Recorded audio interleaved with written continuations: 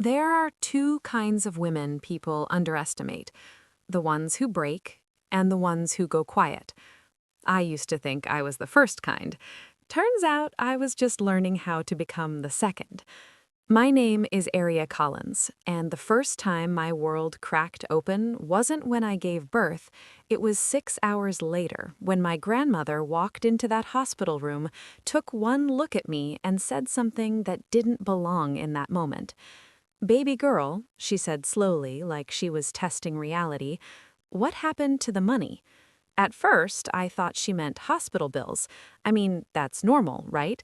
You just had a baby, your body feels like it got hit by a truck, your brain is foggy, your emotions are all over the place, and yeah, bills are scary. So I laughed a little, a tired, broken kind of laugh. "I don't know yet. I haven't even opened the full statement." She didn't laugh back. That's when I knew something was off. Because my grandmother, Gloria Hayes, doesn't do awkward silence. She either comforts you or corrects you. And right then, she was doing neither. She just stood there, looking at me like I was a puzzle missing half its pieces. Then she said it. Clear, sharp, unshakable. "I've been sending you $250,000 every single month since your wedding." The room didn't spin. That would have been easier. Instead, everything just stopped, like someone hit pause on reality. My daughter, tiny, warm, perfect, was sleeping against my chest. Machines were softly beeping. The nurse outside laughed at something. Life was still happening. But inside me, everything froze. I blinked. Once. Twice. Then I whispered, "No, you haven't." She didn't react emotionally, didn't gasp, didn't panic. She just reached into her purse, pulled out her phone, and dialed someone. "Clara," she said when the line picked up, "I need you at Mercy General, now. Bring the transaction records." Then she hung up. No explanation, no reassurance, just action. That's when something inside me shifted. Because if my grandmother wasn't questioning whether I was lying, then that meant someone else was. If you were in that bed, exhausted, holding your newborn, hearing that kind of number, would you start screaming questions or would you go quiet and listen? I went quiet, because deep down, something was starting to make sense, and I didn't like it. I met Daniel Brooks 3 years earlier, at a rooftop event in Chicago. He had that energy, the kind that makes people lean in when he talks. Confident, calm, sharp. He worked in strategic investments, which translated meant he always talked like he knew something you didn't. And at the time, that felt safe, like being with someone who had control over chaos. He didn't rush me, didn't pressure me, didn't love bomb me. He just positioned himself perfectly, like he belonged in my life before I even realized it. And when he proposed, it felt logical, stable, right. My grandmother didn't object, and in my world that meant approval. Big mistake. The first change came wrapped in something harmless. "Let's streamline finances," Daniel said one night, pouring wine like we were already living some Pinterest-perfect life. Bills, mortgage, groceries, future planning. He made it sound responsible, efficient, adult. And I said yes, because why wouldn't I? That's what couples do, right? At first, everything felt normal. Then slowly, quietly, control started shifting. Notifications stopped coming to my phone. Passwords changed for security. Big purchases became handled. Questions became inconvenient. Not wrong, just unnecessary. "Babe, I got it," he'd say. "You don't need to stress over numbers." And here's the thing nobody tells you. Control doesn't show up as control. It shows up as relief. Until one day, it doesn't. By the time I was 5 months pregnant, I'd already started shrinking my life. Not because he told me to, because I thought I should. I stopped buying small things, stopped asking questions, stopped checking. I started budgeting like we were barely staying afloat, and every time I brought it up, Daniel would smile, kiss my forehead, and say, "It's just a tight season. We're building something bigger." And I believed him. God, I believed him. Then came the part that still makes me sick to think about.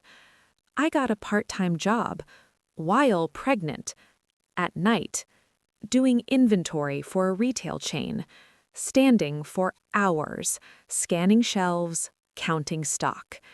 Because I thought we needed it. Because I thought we were struggling. And when I told him, you know what he said? "I'm proud of you. Not everyone steps up like that." I remember smiling, feeling strong, feeling like a good partner, not realizing I was being played. Meanwhile, packages kept arriving. Designer labels, expensive watches, luxury items that didn't match the tight season story. And every time I questioned it, there was always an answer. Client gift, work expense, discount deal.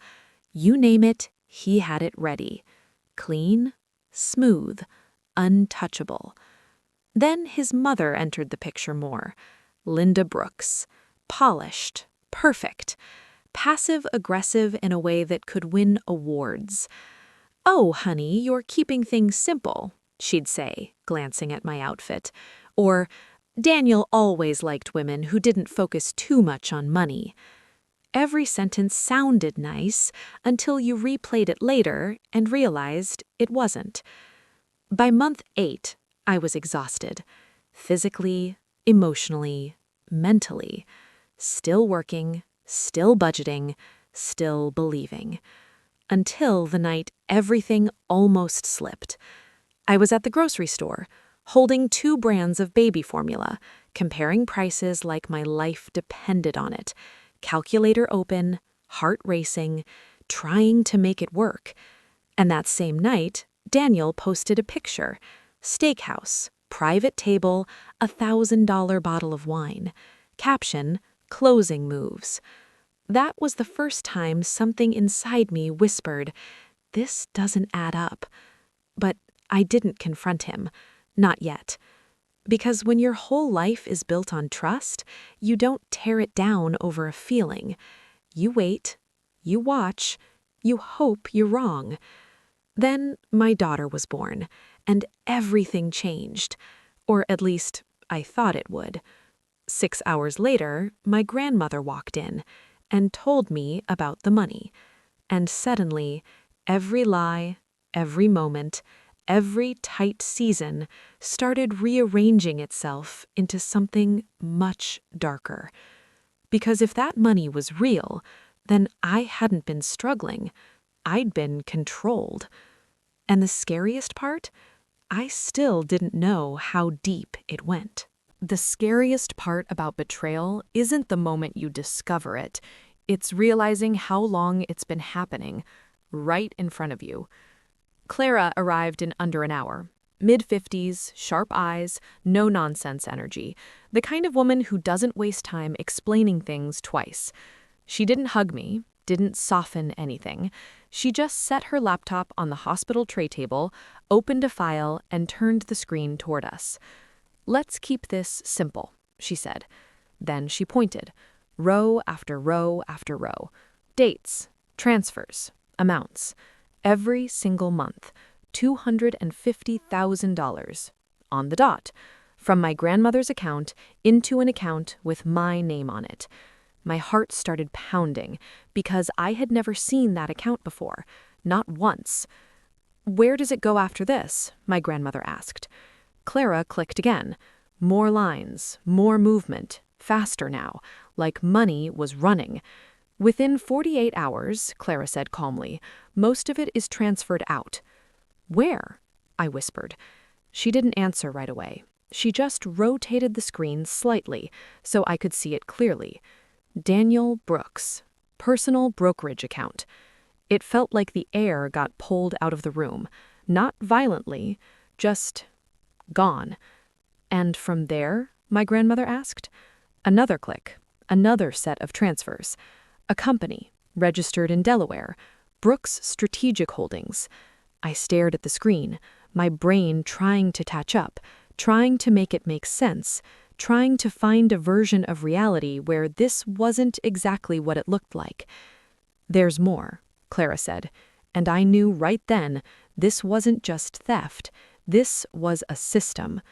She opened another file: credit activity, high-end purchases, travel, luxury retail, spa payments, designer invoices. Cardholder name, Linda Brooks, his mother.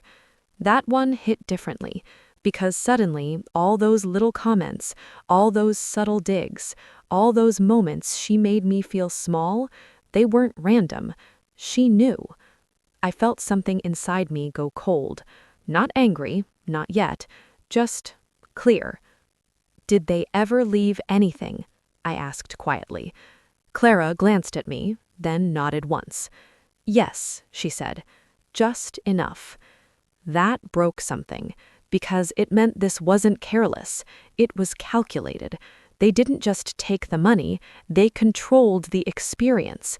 They made sure I felt broke, tired, grateful for less. I wasn't a partner in my own life. I was managed. Right then, the door opened.